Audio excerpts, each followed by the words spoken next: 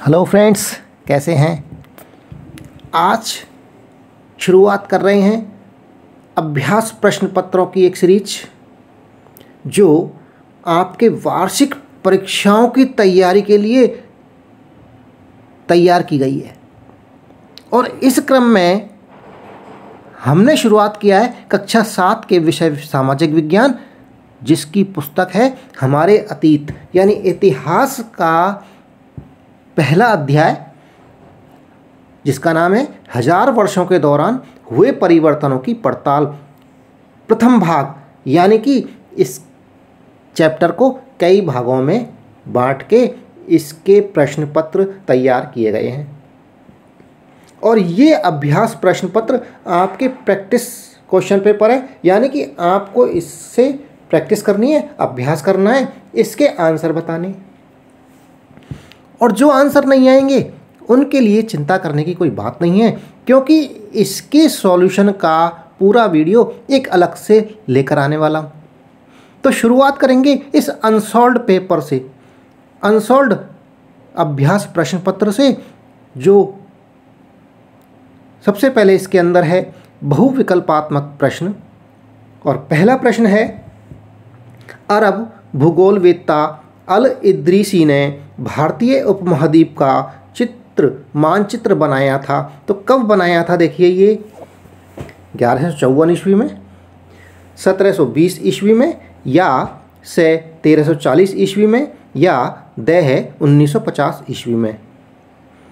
इसका आपको ऑप्शन, जो सही ऑप्शन है वो यहाँ कोष्टक के अंदर लिखना है। यदि ए सही है तो ए लिखना है, ब सही है तो ब लिखना है, और से ऑप्शन सही है तो से लिखना है, और यदि द ऑप्शन सही है तो द लिखना है। इस तरह से आपको इसके 4 ऑप्शंस में से एक सही ऑप्शन को इस कोष्टक में लिखना है। अगला प्रश्न है, कुरान शरीफ को धर्म ग्रंथ मानते हैं, तो किस धर्म का ग्रंथ मानते हैं? 4 ऑप्शन दिए हुए हैं, पहला हिंदू, ब मुसलमान, से सिख और द ईसाई। सही ऑप्शन, यदि ए सही है तो ए लिखना है, ब ऑप्शन ठीक है तो ब लिखना है, सह ऑप्शन ठीक है तो सह लिखना है, और द सही है तो द को लिखना है।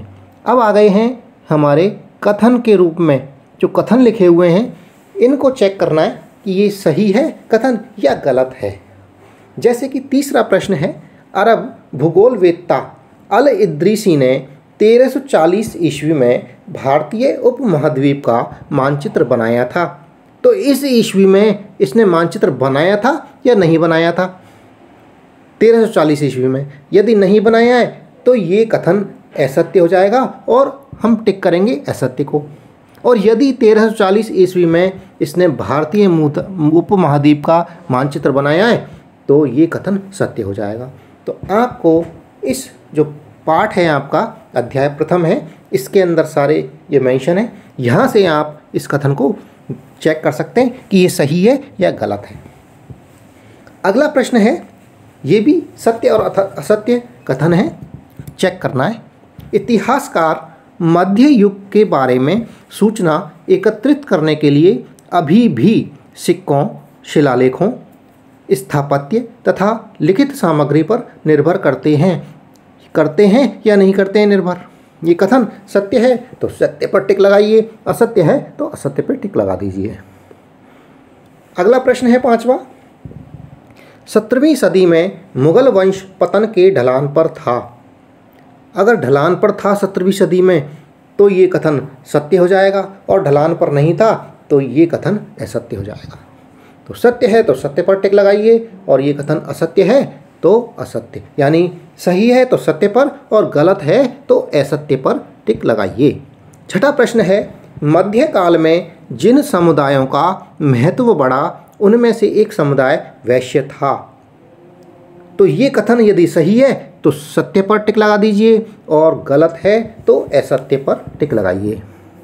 7वां प्रश्न है, मध्य युग में किसी गांव में आने वाला कोई भी अनजाना व्यक्ति जो उस समाज या संस्कृति का अंग नहीं हो विदेशी कहलाता था।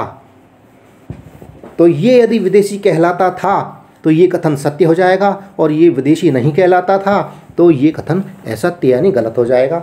सत्य है तो सत्य पर टिक लगाइए और ये कथन यदि असत्य है, गलत है, तो असत्य पर टिक लगा दीजिए। अब आ गए हैं अति लघुत्तरात्मक प्रश्न, जो आपको एक एक लाइन के अंदर लिखने हैं। 8वां प्रश्न है, मध्यकाल में हिंदी और फारसी भाषा में विदेशी को क्या कहा जाता था? तो यहाँ परिभाषा लिखनी है कि हिंदी और फारसी भाषा में विदेशी को क्या कहते थे। 9वां प्रश्न है, अभिलेखागार से क्या अभिप्राय है? अभिलेखागार क्या होता है, इसका उत्तर भी लिखना है। 10वां प्रश्न है, राजपूत शब्द के अंतर्गत कौन कौन से लोग आते थे? इसका उत्तर लिखना है। और दोस्तों, इसका सॉल्यूशन जब आप एक्सरसाइज, जब अभ्यास कर लो, जब उत्तर लिख लो और इन उत्तरों को मिलान करना है, या कोई उत्तर आपसे नहीं आया है तो इसको चेक करने के लिए, इसके लिए हमने आपके लिए प्रबंध किया है, एक अलग से सॉल्यूशन वाला वीडियो भी बनाया है। इन सारे प्रश्नों के उत्तर उस वीडियो के अंदर आपको मिल जाएंगे। तो जो चैनल पर नए हैं वो चैनल को सब्सक्राइब कर लें। हमारे चैनल का नाम याद रखें, इस चैनल का नाम है गर्ग एजुकेशन टेक। और वीडियो पसंद आ रहा है तो वीडियो को लाइक कर लें। धन्यवाद, थैंक यू।